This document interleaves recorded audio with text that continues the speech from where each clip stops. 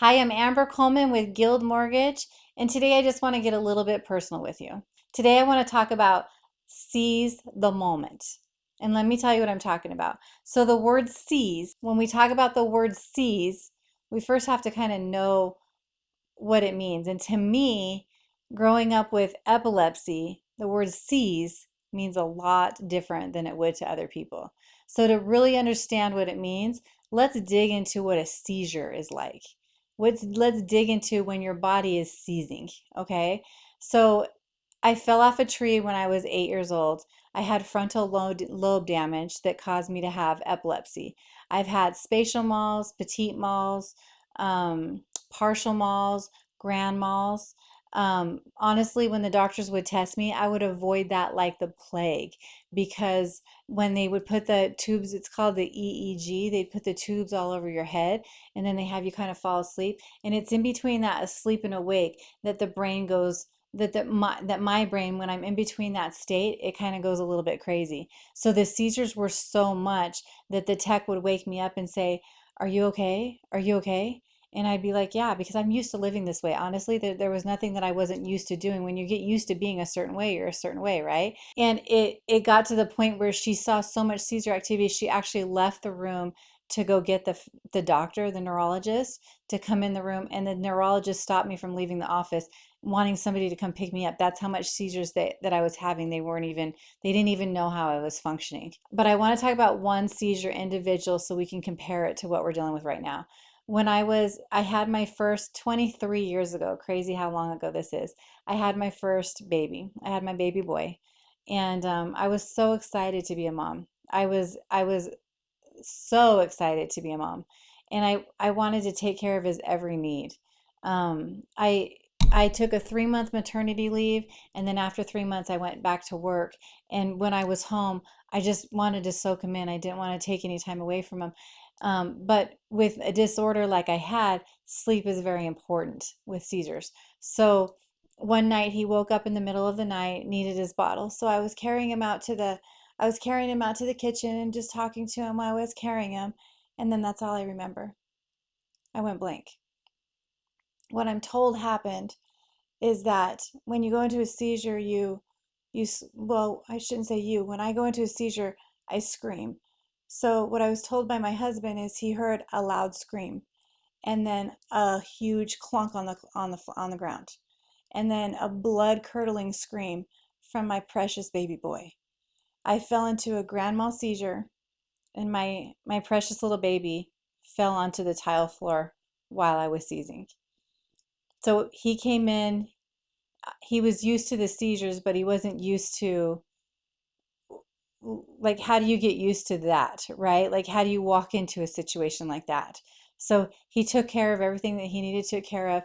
And the way that when you have a seizure, you're unconscious for a while. You're only shaking unconsciously, like every part of your body is shaking, right? But you're only shaking for a few seconds, maybe 30 seconds, and then the rest of the time you're passed out. So while I was passed out, he moved me back to my bed. Remember that I have a history of having these, so to call the ambulance, there's nothing that they can do. He was used to knowing how to handle this. So he moved me back to my bed, and when I found myself waking up, it was morning time. And I woke up way later than I thought I would. It startled me. I didn't know what was happening. I didn't know why I didn't hear an alarm clock or anything. My husband was waiting for me in bed and told me about the horror that happened the night before. And after a seizure hits, you have so much pain. Your whole brain just shook, like your whole body shook. So the pain in the head is like a migraine, but on steroids. It was crazy pain every time I have a seizure. So as he was finishing telling me what just happened that night, I not only was starting to get that massive pain in my head, but my heart hurt so bad. All I wanted in life was to be a mom and to have a baby and to raise that baby and to be a mom that had to worry, that had to face the reality of protecting my baby from myself was no reality I would ever wish on any other mother, but it was my reality. So that day, the pain was hard and I cried for much more reasons than the pain. I had a lot more to live for, and I didn't realize what that meant until that reason. So as I was trying to get a grip on myself that day, it takes a little bit to take, to sleep off or let the effects of a seizure wear off. But as I was trying to get a grip on myself that day, I found that strength within me. What I found is I found love in my heart for my baby boy, and that love turned into a passion that has driven me ever since.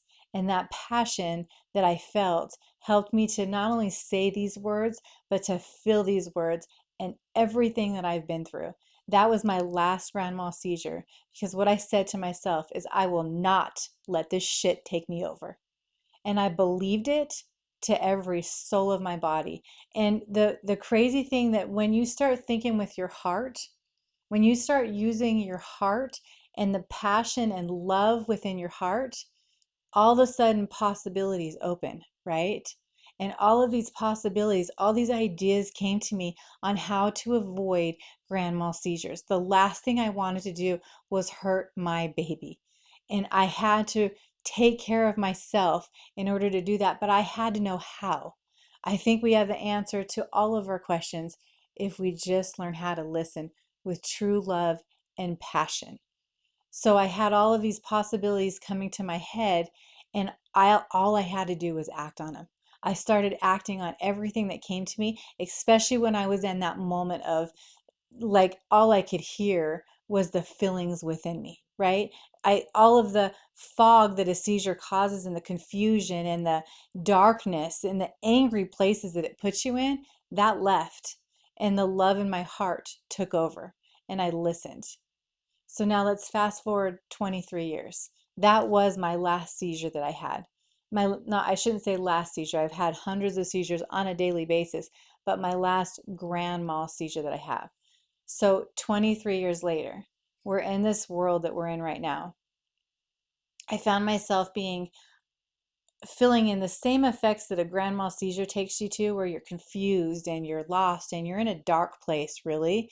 And there's a division. I mean, honestly, with a seizure, it was a division between me and my maker, right? Like, why would you bless me with this, right? So, right now, the division was different. There was a division in the world. I felt all those feelings within me. And I had to kind of sit back one day and say to myself, I remember feeling like this before. I had to remember who I was, and I had to remember what got me out of it. So when I started feeling like this, and the media honestly pushes a lot, right? There's confusion, there's drama, there's stuff that is not real, there's no truth anywhere. I had to set myself out of it. I had to find my love in my heart, especially for what I do. With what I do in providing financing for people that buy their own house, there's a lot of negativity out there for that. And it was hard for me to like deal with it because I have such a passion for owning my own home. So I had to basically find that peace within myself, that love that I know is true and I know is real because I've lived both sides. And through that love, feel the passion. And by feeling that passion, when you call it seize the day, seize means a whole lot different to me.